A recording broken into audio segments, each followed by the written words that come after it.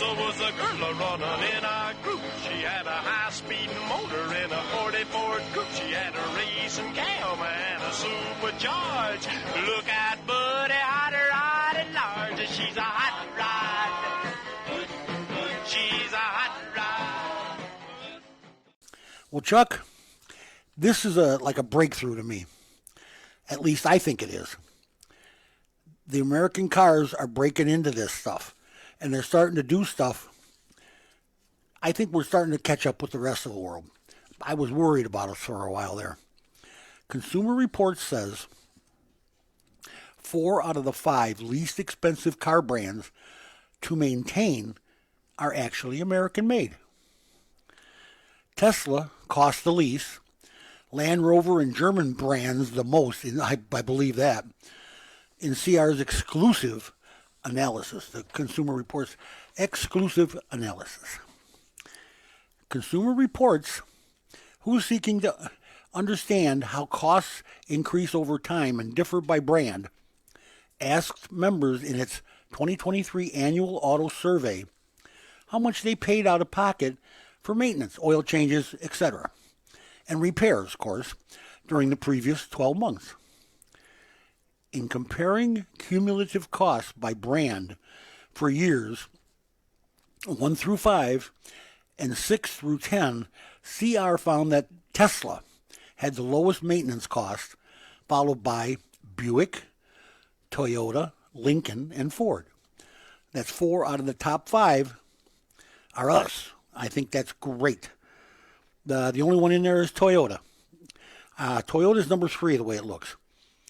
At the opposite end of the spectrum, several German automakers and the Land Rover are clustered as the most expensive, namely Audi, BMW, Mercedes-Benz, and Porsche.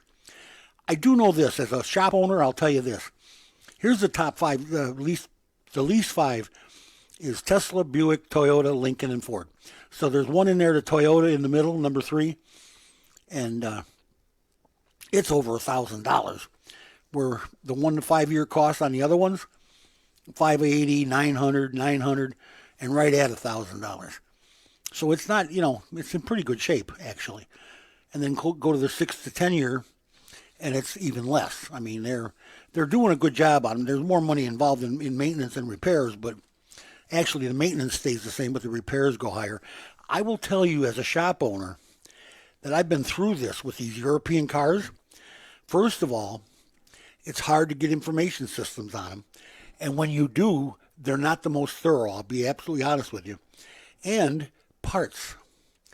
Well, my shop actually doesn't work on the Europeans because we don't have the technology, we don't have the tools, and we don't have the parts. I can't even change oil in a Mercedes. I mean, because they have certain special sockets and ratchets that you got to have. Things that you have to do this.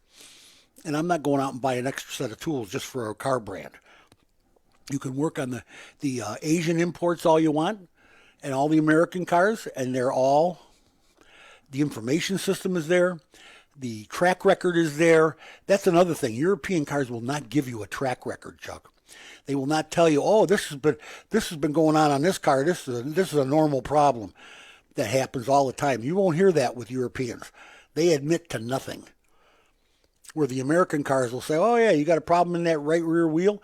You're not the only one. Here's a factory bulletin on it. Not a recall, but a bulletin for a noise or whatever. That's just how it works. So seeing that we are 4 out of the top 5 least expensive, really it warms my heart that we're finally up there with something. We're doing something. We're getting involved. We're building a better product. There was a time when I was worried about our product. I really was. Now, not so much. Now it's actually pretty good. And some of them are even getting better as they go along. That's your statistics on maintenance. Now, we have some statistics on, Chuck, everybody wants to build a car of a vehicle and price it below $40,000. Everybody's struggling to do this. And I guess, except Tesla, they quit. They said, that's enough. We're not going to bother with this. automakers and retailers offered huge incentives, sometimes 5-digit discounts, to sell electric vehicles that lingered on the dealership lots for more than 100 days in the first quarter. Holy jamoli of 2024. They are trying to overcome consumer worries, of course, about EV driving range, limitations, the lack of public charging stations, and of course the high prices. Each of the 5 least expensive electric vehicles comes in at less than $41,000 with automaker and dealer incentives, according to Cox Automotive data. Wow. Blah, blah, blah. That compares with the average transaction price of $47,700, excluding an average incentive of $26.64 for vehicles nationwide or industry-wide.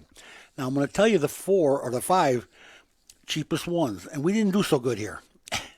Tesla has one. Tesla already has one, a Model 3. They're number 4. Let's do number 1. The Nissan Leaf sold for $27,900 with discounts.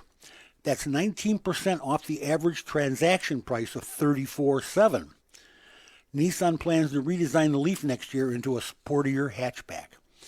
So that car, the Leaf, is cheap. The Aria, the Nissan Aria. Matter of fact, Nissan's got 2 in here, and that's the only one that's got 2.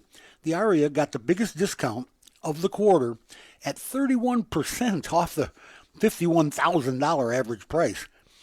The crossover sold for $35,556.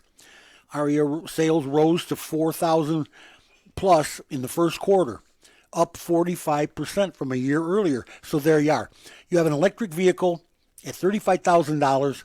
You're going to get a $7,000 tax break when you buy it, if it's made here at a Nissan dealer in the United States. You can't go wrong. Hyundai Ioniq, that's their big electric. This is their big push on electric. The Ioniq 6 sold for $36,500 with incentives on average. That's a 22% discount from its average transaction price of $46,900, according to Cox Automotive. Yow. Okay, the Model 3 Tesla. $40,500, about 7% off the average transaction price of $43,000. That's what they just lowered that price recently. Tesla has been slashing prices to compete in the growing electric vehicle market. Yes, they have. Toyota. Why does Toyota do this? This is their electric car. It's a BZ4X. Toyota's electric vehicle sold for $40,000 with incentives. On average, a more than 15% discount from the average transaction price of $48,000. The automaker has prioritized hybrid sales over electric vehicles, and I understand that. And Toyota's, they've had the Prius. They had the first hybrid out there. They had the Prius, which has been a really good car for them. I had a fleet. I still have a fleet that has Priuses. And outside of maybe a brake job or, a muffler, not a muffler, but a muffler, but very, very limited tires, nothing big and nothing major on those cars. That hybrid is just a great little car, that Prius. I don't think there's a problem with the car at all. And everybody's trying to make a cheap car, Chuck. Everybody wants to do this. It's that's what's going to be needed here. Well, a $100,000 car, you and I aren't going to go buy one. Right. I'm not going to go buy one for $30,000 if it doesn't suit me. By the same token, I don't know that I'd feel comfortable riding in a $10,000 electric vehicle either. Well, yeah, that Chinese one that they cheap lithium-ion battery. Oh yeah, I don't need a battery that leaks. Right. Especially one of them, because they're disastrous, and they catch fire a lot. Hey, so before we go to break, I was going to ask you: are you done with recalls? Yes. Because you missed an important recall about a certain EV that has a stuck accelerator pedal. That was Tesla. I had it, the Cybertruck. Oh, you talked about that? Yeah. Oh, no, I was talking about the other EV. 16,500 Mario go-karts have been recalled. They were sold in Target, Walmart, Macy's, GameStop, Amazon for about $400 last year. So. And they're sticking on these kids? And the accelerator pedal. It's not the only Tesla's not the only EV that has a stuck pedal. Oh my God! But the kids. Imagine you get the kid gets an EV. It's got to be a kid. Nobody else will fit in it. I wouldn't fit. It looks fun. I wish they'd build one my size, but yeah, they're certainly not building one for you and I. Oh no! But yeah, so if you happen to have one of the 17,000 Mario go-karts. That looks like space age to me. Yeah, but that looks like fun. That's kind of, it does look like fun. I don't, they're going to, if it's going to be recalled, it's going to be recalled. There's nothing you can do about it. That's how the game is played. Live and let live. Live and learn. Do what you got to do. That's all.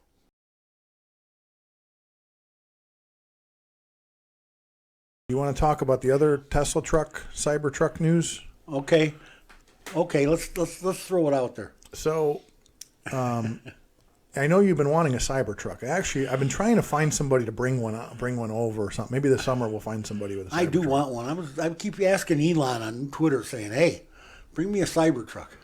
You never know. He might just randomly decide one day to send you one. You know what? You never know. The guy's he's like flatulence in a windstorm. You never know where he's going. So I remember when Elon first started promoting the Cybertruck, he talked about how it'd be bulletproof and it'd be a boat and all these things. Oh yeah. So the Cybertruck can take on all sorts of things, except for a car wash, apparently. Did that have like an underwash, or what caused this? What happened? So this is an interesting. So essentially, a guy. Now this is interesting because the Cybertruck has a car wash feature. I don't know if it's a button but again, here's the thing. I've been an American most of my life, all of my life actually. Americans don't follow directions. They don't read instructions. Most of us don't even read them. So apparently there is a known issue. So there's a bunch of issues that people are reporting, but this specific issue, you have to go in, and before you get a car wash, you need to enable car wash mode. And so one guy specifically, he claims he did enable car wash mode, but as you're talking earlier about keeping a history in your vehicle and stuff like that, Tesla is saying he did not. So you can't lie anymore. Right, you can't lie. You can't say, "Oh no, I pushed that button." Yeah, no. I wasn't using the self-driving. Oh yes, you were. So there are some people, and again, the Cybertruck's only been out for a couple months now. There's some people that have, literally hundreds of miles on their Cybertruck. They took it for a car wash, and then it just died. So this one guy talked about he took the Cybertruck to the beach. He went to go wash it off afterwards, and now it's basically calls it a tin can, completely brick. The computer doesn't work and all sorts of things. I saw a picture earlier that was really interesting. It was showing basically the frame. And the frame, so imagine the frame has wells in it that can hold water. So imagine, your car gets wet or you wash the car and the frame holds water like an ice cube tray. Okay. And what do you think eventually is going to happen? Like you get salt water or something like that sitting on your frame in an ice cube tray. Oh yeah, it's going to freeze, it's going to expand. You're going to have all kinds of depending problems. on where you are, it could you could have salt issues. You could have freezing wiring. Issues. They run wiring through those frame channels. So as it turns out, they run wiring through those as well. Okay. And so now that's what's causing the brick. But so again, Cybertruck is frozen. I think back to DeLorean and things like that. There's a lot of issues with it, and you get through that after a couple of years. But when you buy the first Cybertruck or the first 100 or whatever, you have to expect that there's going to be some growing pains. Well, you would think to buy a brand new vehicle like that, first time ever made, look at it, you would read the instructions. I would think so. You would just read that so that those things didn't build up like that. There was another story about a guy. A guy who owned a warehouse, he just got his Cybertruck, and he said, "I want to keep it safe," so he parked it in the loading dock. And guess what happened? Somebody backed into it. The truck backed into it. Oh. So he's got this brand new Cybertruck, basically got smashed up by. It's like, and the guys that worked on the loading dock said, "Never park an expensive car in the loading dock. Somebody's going to hit it with a forklift or a semi or something." Oh, absolutely. So we're hearing all kinds of stories. Somebody posted a video earlier. The frunk, as they call it, the front trunk, is supposed to have a sensor that keeps it so if you get your finger caught in it. So it's an automatic frunk, but it's supposed to have a sensor. A guy used a demonstration. He put a carrot in there, just smashed the carrot in half. Oh, God. So be careful putting your fingers in the frunk of your Cybertruck. So, I mean, all kinds of growing pains. So you start to ask yourself, we got the stuck pedal, which you talked about. They had issues. People were saying that the panels weren't aligned. People were saying that they're seeing all sorts of streaking and, all sorts of issues. So there's a lot going on with the Cybertruck. Well, yeah, but I still want one. Yeah, but I mean, again, I would say, just like the DeLorean, don't make it your daily driver. Make it your weekend fun car. Your weekend fun car. I would wrap it with like a Your Car Guy wrap or something to advertise the show. Well, and that's the thing. Remember, being stainless, so people aren't supposed to paint it. So they're doing all kinds of neat wraps with it. People are putting advertisements on it. But good for them, I had a friend that had a DeLorean stainless that painted it red. Yeah. It was sharp as red with black accents. It was sharp. I've seen red, I've seen black, I've seen yellow. Did I ever tell you that there was guys that actually sanded down their DeLoreans to a mirror finish? And it worked great. It looked nice, but the guy lived in Hawaii. And as soon as he started driving down the road, he's blinding everybody. He was blinding everybody. They were not happy with him. So it looked neat, but you couldn't drive it. If that was a cop, I'd throw him in jail. I really would. He's probably starting fires while he's driving down the street. Oh, absolutely he would. Oh, my goodness.